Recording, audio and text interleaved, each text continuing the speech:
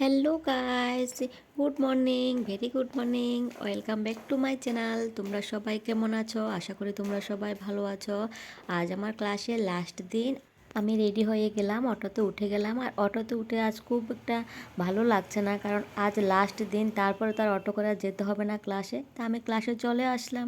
ক্লাসে এসে সবাইকে বললাম আজ আমার লাস্ট দিন, তো আজ কোনো ডেমো দেখাবো না। তোমরা সবাই আলাদা আলাদা শাড়ির ডিজাইন করে পরো, যাতে বলতে পারো যে ম্যাম কিছু শিখিয়ে গেছে। সবাই প্র্যাকটিস শুরু করে দিয়েছে, আর শাড়ি আলাদা আলাদাভাবে সবাই পরছে, যে যেটা পারছে না এটাই চেষ্টা করে যাচ্ছে। তো বলছে ম্যাম আমি মেখলা পরতে পারছি না, একটু দেখিয়ে দিন। তো আমি একটু দেখিয়ে দিলাম, সবাই প্র্যাকটিস করছে। আর শাড়ি আলাদা আলাদাভাবে পরার আনন্দই তো আলাদা না? সবাই বলছে না আমরা শাড়ি পরার ডিজাইনটা একটু শিখে নিই।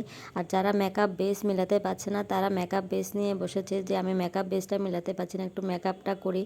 তো আমার কাছে খুব আনন্দ লাগছে। সবাই বলছে না ম্যাম আমরা কিছু শিখতে পাচ্ছি আপনার থেকে।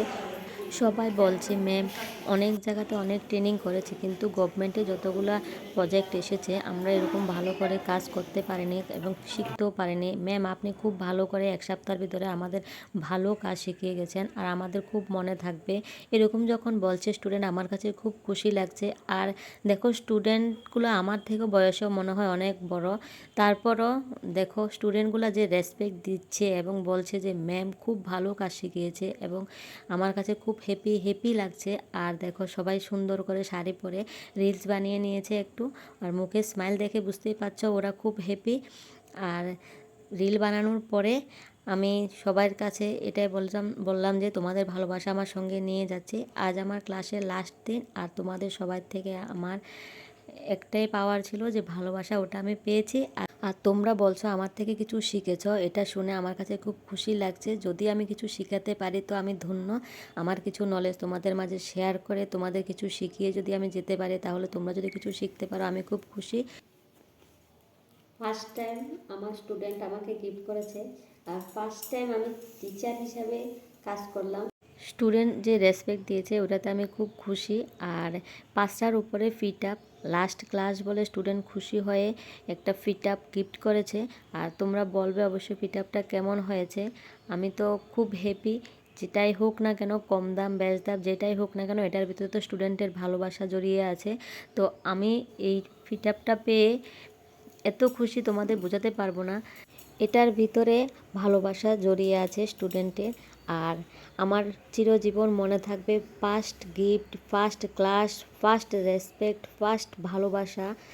আমি কখনো ভুলবো না, সবাইকে খুব খুব মনে রাখবো।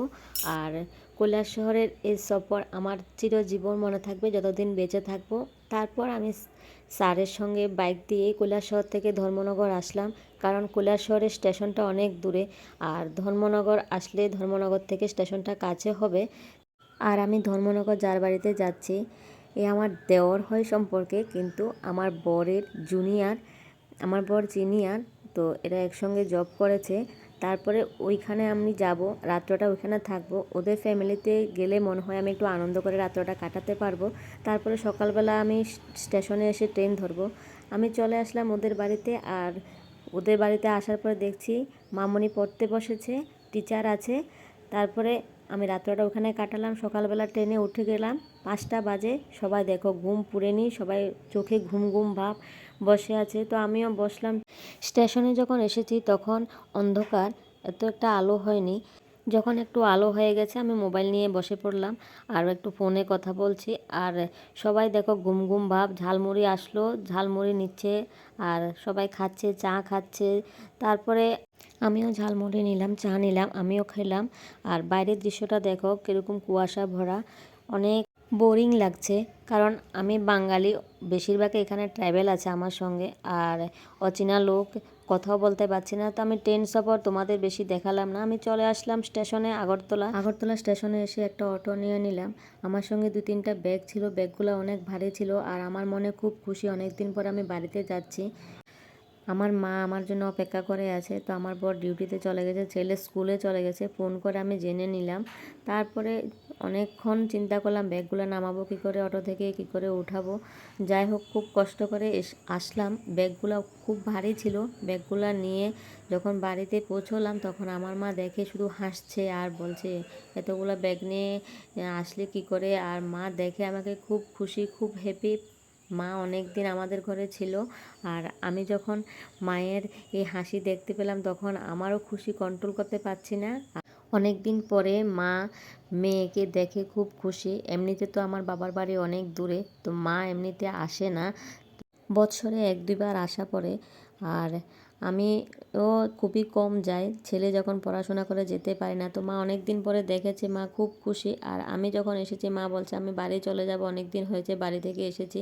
মা বাড়ি যাওয়ার জন্য রেডি হয়ে গেছে। আজকের ভিডিওটা এখানে পর্যন্ত। বাই বাই, সবাই ভালো থাকবে, সুস্থ থাকবে। Thank you.